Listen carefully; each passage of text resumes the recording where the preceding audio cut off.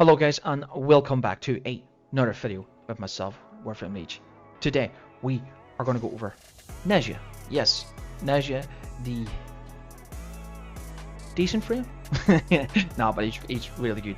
Nezha Prime himself. Now Nezha is one of the frames that I actually quite didn't really get the gist of or get used to until I literally read his abilities and understood his abilities. But there's an ability on his kit that people still don't understand or just purely miss it. So let's get into a game and show you the build that I have for you, showcase it, tell you the helmet and what his abilities are all about. So I'll see you in the game. Okay guys, we're here, and as you know, we always have a bit of trouble whenever we come into Lunar Survival, and let's get it started. Okay, so this is Nezha. I am using Roar as helmet, so here's Roar right here. So what we're going to do is we're going to go and we're going to get the kit up and running the way I have them. We're going to get a good bit of resources. We need to keep the secondary out because the secondary is part of the build. We're just going to do a bit of killing until I get everything up and running up with the build. So everything gets dragged over. As you know, it's moneyless. Going to make sure that we use his 2. His 2 is his blazing chakram. Make sure that we hit people with it. That's what we want to do. Make sure that we do. Yep, absolutely perfect. Now, we're going to get the build up and running. Okay, so first one is used to be fire rocket. It's Roar. Second one is blazing chakra. Third one is warding halo. Now, warding halo is a bit of a niche to it. Warding Halo actually has its own damage reduction on Overguard. Yes, so if you don't know what Warding Halo is, Warding Halo gives you a 90% damage reduction. So you're still going to get hit with the damage that it absorbs. It also gives you status immunity, meaning that you do not need Prime Sure-Footed. Yes, Prime Sure-Footed is it's really good. There's not a lot of people that know about his Warding Halo because Warding Halo is, people find it like it's like a complicated pretty much ability. So the build that I have going for him is a 2 augment setup. Does not require Temple's helmet ability. It requires Roar. Now the reason why we're using Roar is because, as everyone knows, Roar does a lot more damage on DOTs. So it's like a faction damage multiplier. It also increases the abilities. So this is actually probably a good way to show it because only Axeless units spawn.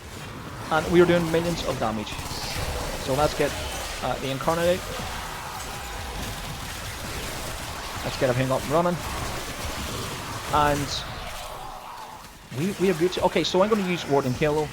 And we're going to try and get people to hit us.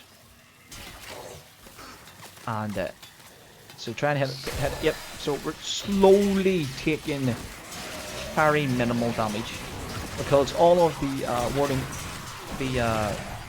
Warding Halo is taking all of that damage. That's where his survivability increases tenfold, and that's what we want.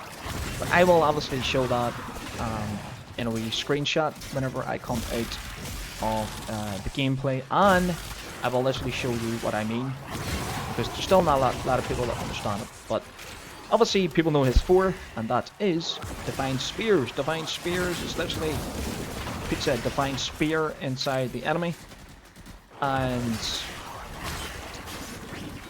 slams them on the ground whenever the duration of time is over, and whenever we decide to slam them down as well. So we're using the 4th augment setup. The 4th augment setup is very good. So we want to try and have everyone battled up together.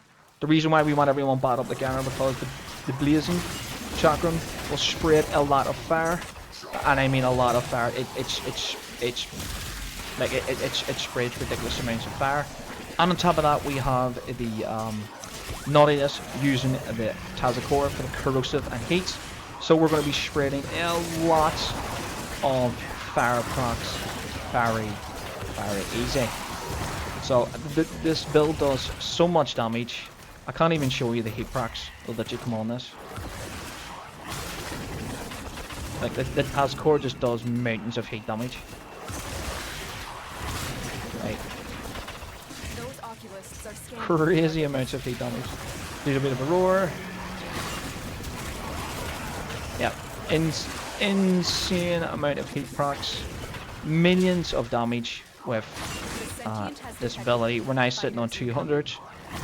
Let's get the fire one. 36 fire procs with the ability on the Tazakor going nuts. There's 40 crazy amount of damage.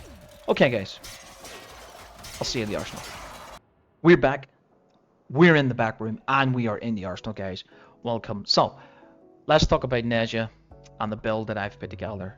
And before we do that, let's go over his passive till his 4th ability. It will be a quick one, but we're going to show it here. Now, passive is slide 60% faster and 35% further. Yeah, well, if you like parkour, yeah, this is it. First ability that I've helmeted out is his Firewalker.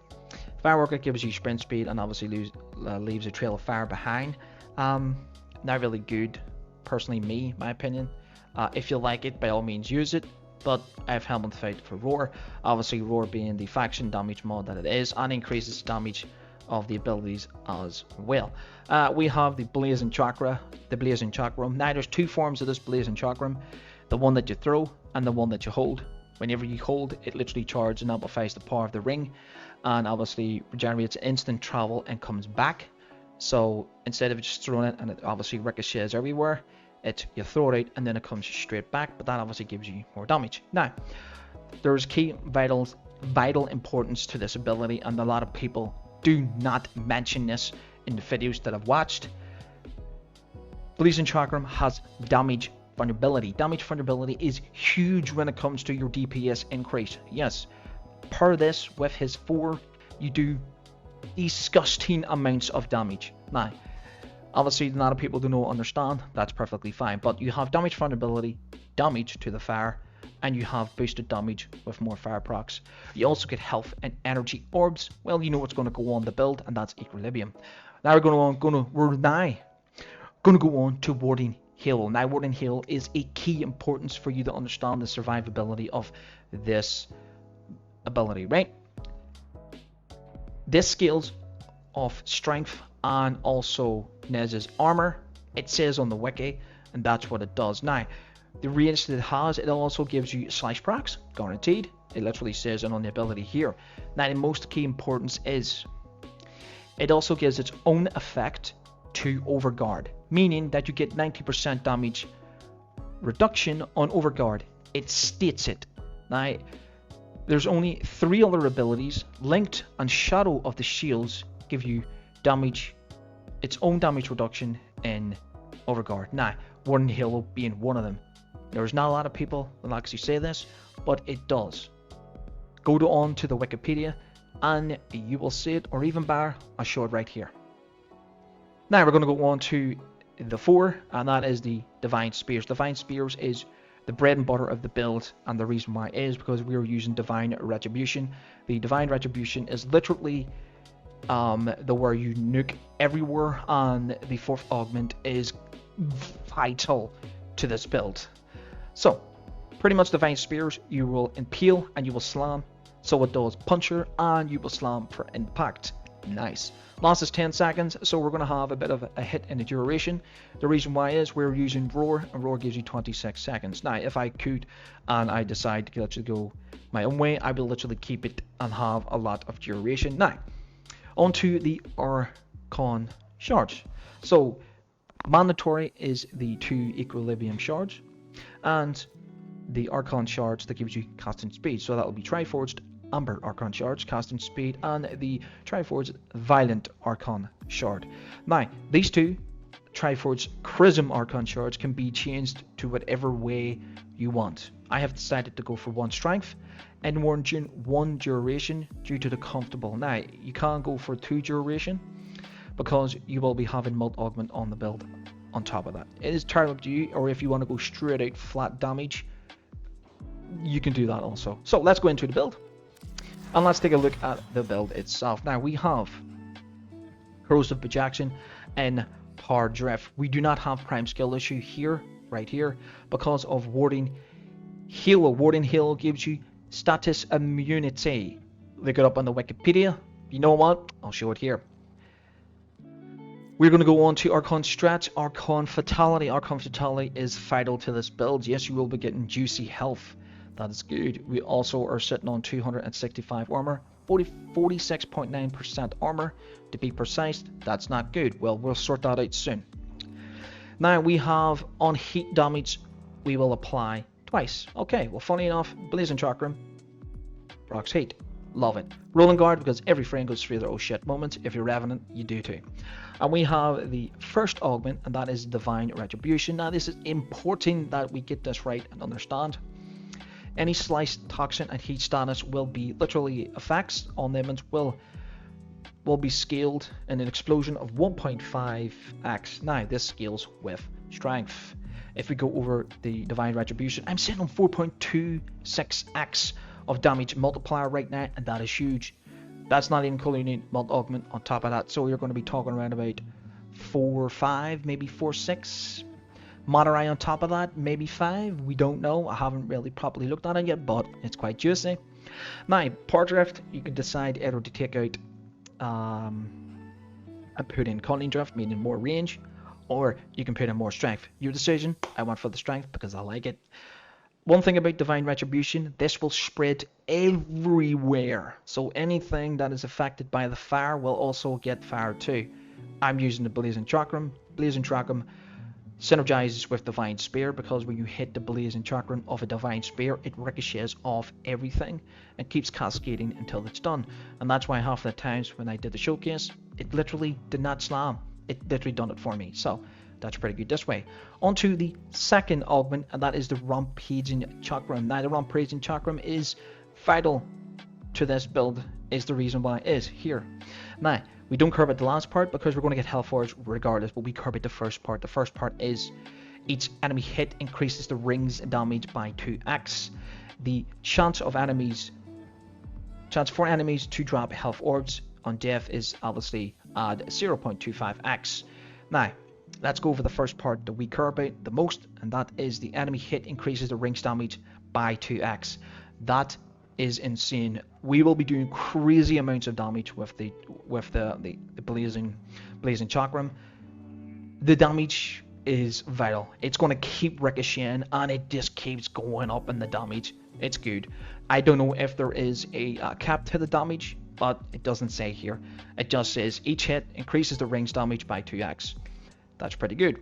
We have Transient Fortitude and Blind Range for the strength increase, as we can see, plus part drift, as you can see. And obviously Multi Augment being obviously conditional when we have to go in and kill 250 enemies to get the 60% extra strength, sorry. And Prime Flow for the energy and health conversion. And obviously we have Equilibrium on our shards to make sure that we stay topped up in all of our income energy. All we need is Blazing Chakram and Equilibrium shards. Our energy sustain is ridiculous. We will not and never run out unless you forget to use Blazing Chakram. Remember, Blazing Chakram is key importance to the damage vulnerability. More damage, health, and energy in return. And obviously, last but not least, is Arcane Guardian with 900%. God damn. 900 extra armor for 20 seconds, because armor and strength scales off warding halo. I've shown this twice. Now we're going to go on to the weapons. Burst and Prime. Use whatever primary weapon you want. You can literally stick on a useless weapon for all you care. This means absolute nothing. Furious Incarnate, obviously you can put on whatever secondary weapon you want, but I went for the Furious Incarnate. The reason why is secondary fortify to make sure that we get it. We are going to be using these perfect things, corrosive and heat. We have Auger Pack. We do not have Hornet Strike. The reason why we don't have Hornet Strike, this gun is not here to kill. This is here to prime, to take off the overguard for you to Divine Spears, and whenever we get a lot of the Blazing Chakram procs, this is what we want. Plus more heat, even better. We're using corrosive, even better. Onto the fall core. The fall core, literally same build as I've shown in the build. I will literally put it down below as well for you to take a look at, because this weapon is disgusting. It's broken. Melee influence with this weapon is busted. I've fallen so much in love with this weapon. It is disgusting. Skill, Matarai, more damage, more increase of strength, even better. Now we're going on to Naughtiness. Naughtiness is key importance for this build to be very vital, because it pulls from 30 meters, and you want it to pull from 30 meters, and the reason why is when you Divine Spear and go slam them, you're going to do ridiculous amounts of damage, and the best part about it is they're all close together, meaning that the Blazing Chakram is going to ricochet off every Divine Spear. Love it! Now we go on to the build. Main thing you need is coding. We want to go for the fired up, because we will get the extra 5% heat damage, stacks up to 100%. We want to keep doing this. We want to keep proccing the fire. The reason why is the more fire procs that we have on, the bigger the damage is going to be on the explosion. We have the salt mode because we want our companion to attack. We also have dual axe spawn because we want our companion to attack. We have Simp Deconstruct because we want health orbs as well. We want as much health and energy orbs as possible, because we're going to be spamming it. This is an ability spam build. We're going to be using a lot of it. Obviously, Tenacious Bond is literally useless here, but it is here. I don't even know why it's here. Actually, you know what? It's here because of the primary gen, because we will be obviously getting some hits as well. Now, if you see this completely useless, by all means, get rid of it and use this continuous.